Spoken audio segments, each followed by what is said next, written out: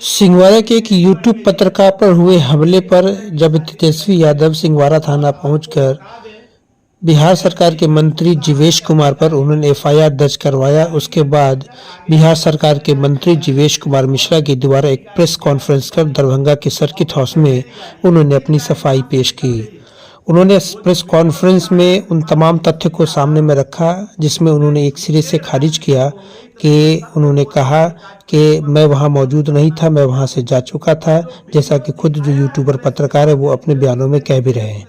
सारी सफाई पर उन्होंने अपनी क्या बातें रखी वो भी हम आपको दिखाएंगे, लेकिन साथ ही साथ जब उन्होंने प्रेस को तमाम बातें रख दी, उसके बाद पत्रकार मित्रों के द्वारा जब उनसे सवालों का बौछार किया गया तो वो सवालों का सही जवाब देते हुए नजर नहीं आए।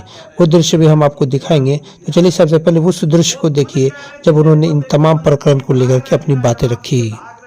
तो इन लोगों की बेचैनी बढ़ गई है। अब ये मेरी हत्या की साजिश रच रहे हैं।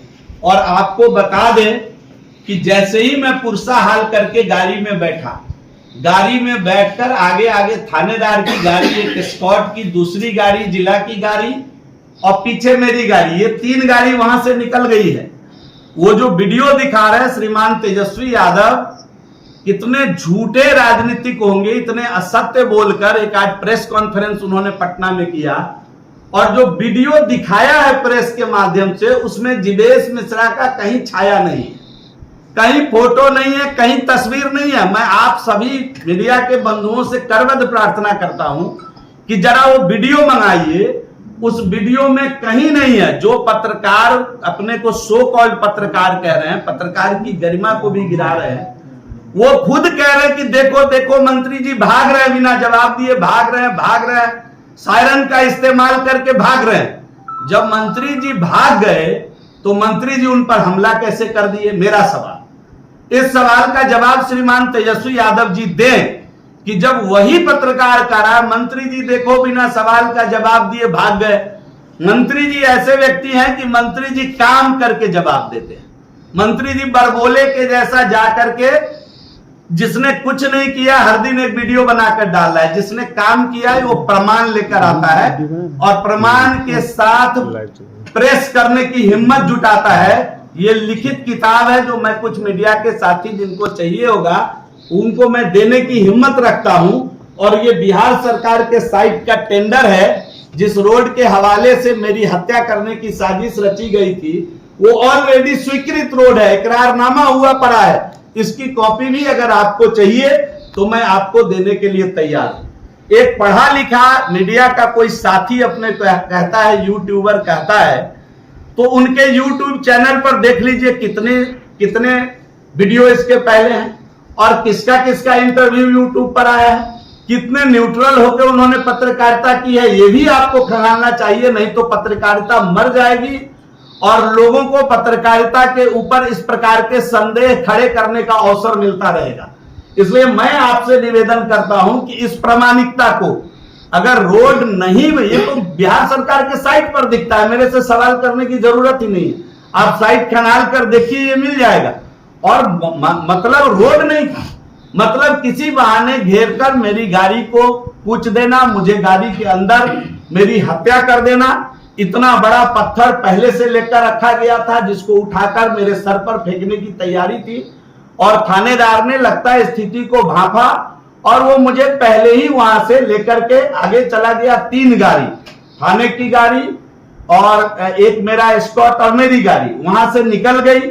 मेरी 2 गाड़ी सिंगल रास्ता होने के कारण जो पीछे का स्कॉट होता है और एक स्पेयर गाड़ी होती है जिसमें बाकी कैमरामैन बाकी लोग होते हैं, वो गाड़ी पीछे रुककर आप पता करेंगे कि कैसे जो अपने को पत्रकार कह रहे थे वो बोनट पर कूद कर बैठ गए, कभी नीचे उतर गए, अपने हाथ में जो बाइक का डंडा था उससे उसका शीशा मारकर फोड़ दिए और बाद में कहे कि ये हमारा माइक तोड़ दिया गया। ये सब आरोप, गलत आरोप लगाए गए। थाना खुद पहुंच करके बाद में वहां से गाड़ी रिलीज कराई और गाड़ी के पीछे भागने के क्रम में वो गिरे जरूर, ऐसा मुझे वहां के स्थानीय लोगों ने बताया कि जब वो गाड़ी का शीशा पीछे से मारकर तोड़ रहे थे अपने माइक वाले डंडे से, तो पीछे जब वो भाग रहे थे तो भागने के क्रम में वो एक बार गिरे जरूर फिर खुद से अपना कपड़ा फाड़ करके बाद में जब डीएसपी और थाना आता है तो खुद से कपड़ा फाड़ करके वो अपना वीडियो बना करके अन्य साथियों को बताने की चेष्टा करते हैं। सायरन का इस्तेमाल करके ये थे बिहार सरकार के मंत्री जीवेश कुमार, जिन पर यह आरोप है कि उन्होंने यूट्यूब पत्रकार पर उनके साथ दुर्व्यवहार किया, उनके साथ मारपीट के घटना को अंजाम दिया। जब इनके प्रेस की प्रक्रिया जब पूरी हो गई, उसके बाद पत्रकारों के द्वारा जो उनके साथ सवाल किया गया, उसका उन्होंने किस तरीके से जवाब किया, किस तरह से वो बचते हुए नजर आए, चलिए वो दृश्य आपको दिखाते हैं। अपने कार्यकर्ता के बीच में जहां आप कल गए थे और घटना घटी है, तो वहां पे आपके हत्या का साजिश रचा जा रहा है। आम जनता के साथ क्या होगा जब एक मंत्री के हत्या का साजिश? नहीं, मुझे मालूम नहीं, आप अगर देखें साजिश तो पर्दाफाश से ही पता चला है ना, साजिश तो पर्दाफाश से पता चलेगा। इतने बड़े देश के अंदर कोई कहीं बैठकर किसी की हत्या की साजिश रच रहा होगा, तो ये तो पर्दाफाश से, यही तो पर्दाफाश हो गया उसका। सबसे बड़ी बात है कि थानेदार को जब पता है कि आप वीडियो से आप चले गए, फिर थानेदार कैसे तेजस्वी यादव की बात पर एफआईआर? ये भी एक अनुसंधान का विषय है।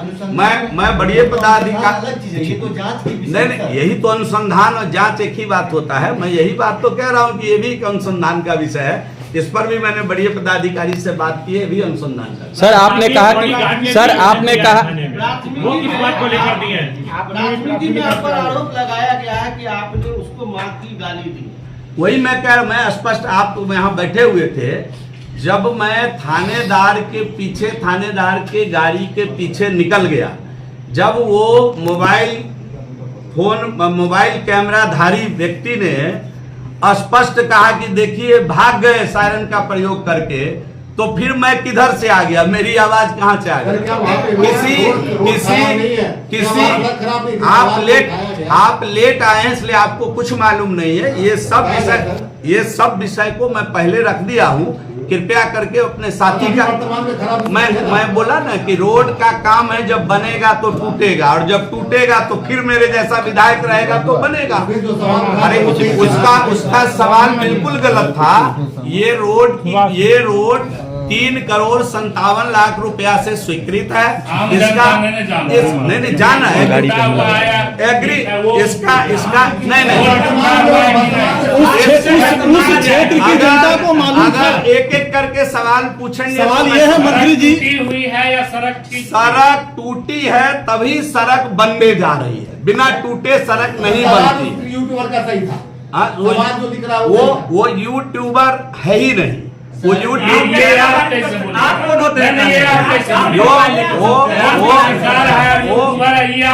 नहीं सवाल सही था कि नहीं, ये जवाब दीजिए। सही था, पूछिए सवाल। चला गया तो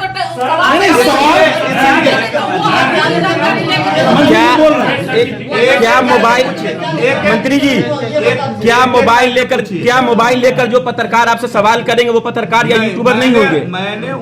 मैंने मेरी इस पर कोई आपत्ति नहीं है। कोई सड़क नहीं बनाया तो आपने क्या किया? मेरी उसको सरकार ने नोटिस डाला है। लिखित पर क्या किया है कार्रवाई? उस पर सरकार ने नोटिस किया है। 25 तारीख तक का उसको डेडलाइन दिया गया है उस सड़क में हाथ लगाने का, उसको बनाने के लिए। सवाल कोई कर सकता है, सवाल किसी का हो सकता है। मेरी बात सुनिए, वो तो तब तक नहीं बनाएगा। मैं चुना हुआ प्रतिनिधि हूँ, वो बनाने वाले नहीं है भैया। मैं चुना हुआ प्रतिनिधि हूँ।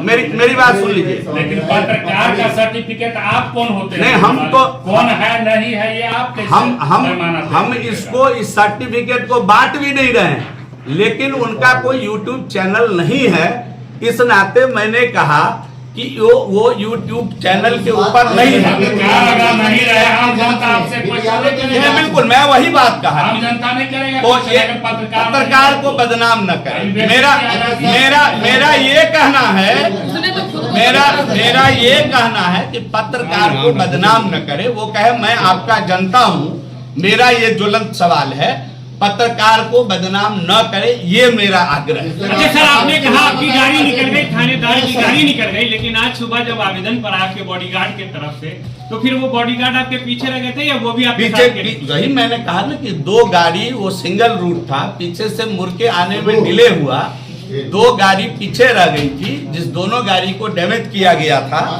और दोनों गाड़ी का पीछे का जो शीशा है, एक गाड़ी को आगे से बड़ा पत्थर मारकर, जिस पत्थर से हमला करने का ये पूरा आप देखेंगे तो पूरा ये पटक गया था, और दूसरे गाड़ी को इस डंडे से मार करके पूरा उसका पीछे का शीशा तोड़ दिया गया था। ये 2 गाड़ी पीछे रह गई थी, इसलिए इसको ये बाद में फिर थानेदार वापस लौट कर गया।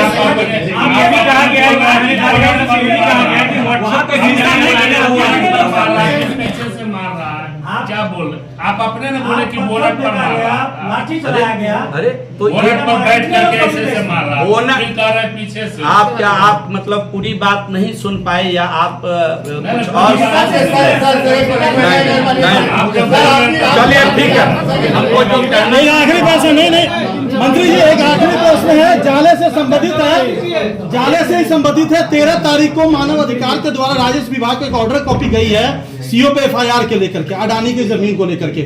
उस समय आप मंत्री भी थे, किस तरीके से सरकारी जमीन सीओ ने जानकारी है ना? बेच दिया? अगर ये गई है, सरकार कार्रवाई करे। बेच नहीं दिया, अगर उसने किसी को लीज पे दिया, मान लीजिए अडानी हाँ, कंपनी को। लीज पे अगर दिया है तो सरकार उसकी जांच करेगी, दोषी होगा। अच्छा, एक आखिरी प्रश्न पूछेंगे, हाई कोर्ट का वीडियो, अगर कोई भी चैनल पे हाई कोर्ट का वीडियो चलता है तो क्या उसमें राजद्रोह का केस लगेगा? हाई कोर्ट का वीडियो, हाई कोर्ट के जज का जजमेंट। मंत्री जी, इसका कुल मिलाकर के इन्होंने अपनी सफाई में यही कहना चाहा कि उन पर हमला की साजिश थी, उनको जान से मारने की हमला का एक प्रयास किया जा रहा था। और इसको लेकर के ये भी जानकारी मिली कि स्थानीय किसी महिला के द्वारा मंत्री जी ने एक केस करवाया सिंघवारा थाना में, जिसमें उन्होंने तेजस्वी प्रसाद यादव जो नेता प्रतिपक्ष है उन्हें आरोपी बनाया है, संजय यादव जो राज्यसभा सांसद है उन्हें भी आरोपी बनाया है, स्थानीय जो पूर्व विधायक है ऋषि मिश्रा और स्थानीय जो पूर्व विधायक के प्रत्याशी है डॉक्टर मशकूर मोहम्मद उस्मानी, उन तमाम लोगों को उन्होंने आरोपी, वो भी किसी अन्य मामलों में आरोपी बनाया है, जो काफ़ी हास्यास्पद है। चलिए इसको लेकर के डॉक्टर मशकूर अहमद उस्मानी ने जो अपना पक्ष रखा है वो भी आपको दिखाते हैं। साथियों नमस्कार। भाजपा के जो नेता हैं वो डुप्लीकेट दवा बेचते बेचते नकली दवाइयों का सेवन भी करने लगे हैं, ऐसा लग रहा है। और इसी नकली दवाइयों का सेवन का ये नतीजा है कि जब आज नेता प्रतिपक्ष माननीय श्री तेजस्वी प्रसाद यादव जी एक पीड़ित के साथ खड़े हुए, पत्रकार के साथ खड़े हुए, जिसके साथ जो है भाजपा के नेताओं ने मारपीट की, उनके माइक को तोड़ा, उनके साथ मारपीट की, अभद्र भाषा का प्रयोग किया, जो वीडियो में साफ जाहिर है। उसके बाद जब इनको कुछ समझ में नहीं आया तो इन्होंने जो है वो आरोप लगाया कि इनके हत्या की साजिश की जा रही है। मैं ये पूछना चाहता हूं भाजपा के नेताओं से कि आप ये बताइए कि सरकार आपकी, क्षेत्र आपका, जिस जगह आप गए वहां से वोट भी आपको ज्यादा मिला, आप बूथ निकाल लीजिए, बूथ निकाल के देख लीजिए, और इस तरह की बात कर रहे हैं तो आप जिन लोगों ने आपको वोट दिया पहले, उनका आप अपमान कर रहे हैं, पहली बात। और एक पत्रकार को आप गुंडा बता रहे हैं, ये बहुत ही शर्मनाक है। इस पे तो मैं विस्तार से चर्चा करूंगा मीडिया के तमाम साथियों से, लेकिन अभी अभी जो सूचना मिली है वो ये मिली है कि माननीय नेता प्रतिपक्ष तेजस्वी प्रसाद यादव जी के ऊपर, संजय यादव जी के ऊपर जो राज्यसभा के सांसद हैं, तेजस्वी यादव जी के सहयोगी, और मेरे ऊपर और अन्य साथियों के ऊपर एक झूठा मुकदमा कायम किया गया है। और जिसमें यह कहा गया है कि माई बहन योजना के अंतर्गत जब रजिस्ट्रेशन किया जा रहा था तो 200 रुपए जो है प्रत्येक महिलाओं से लिए गए हैं। तो ये कितने शर्म की बात है कि जब भाजपा के लोगों को कुछ नहीं मिल रहा है तो वो 200 रुपए का इल्जाम लगाकर तेजस्वी यादव जी के ऊपर, मेरे ऊपर और अन्य लोगों के ऊपर एफआईआर दर्ज कर रहे हैं। ये साफ बौखलाहट है भाजपा की, और मुझे लगता है कि नकली दवाओं का सेवन करने के बाद इस तरह की बौखलाहट जरूर हो रही होगी। और ये साफ जाहिर होता है कि आने वाले चुनाव में भारतीय जनता पार्टी पूरे प्रदेश से इस बार गायब होने जा रही है, और सत्ता से बाहर जब होते हैं तो इस तरह की बौखलाहट मचती है। ये उसी तरह की बौखलाहट है। हम ये बताना चाहते हैं कि हम किसी भी तरह के फर्जी FIR से न डरने वाले हैं न झुकने वाले हैं। निरंतर हमारा जनसंपर्क जारी रहेगा।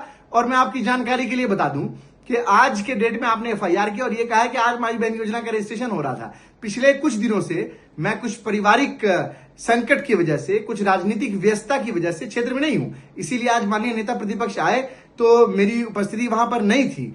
लेकिन निश्चित तौर पर कल से फिर से क्षेत्र के जनसंपर्क में हम लोग रहेंगे, लोगों से मुलाकात करेंगे और तमाम लोगों से बातचीत करेंगे। तो इस तरह का झूठा मुकदमा कायम करने से पहले मैं प्रशासन से भी ये कहना चाहूंगा कि वो लोग कम से कम तहकीकात कर लें कि कौन लोग कहां कब मौजूद हैं।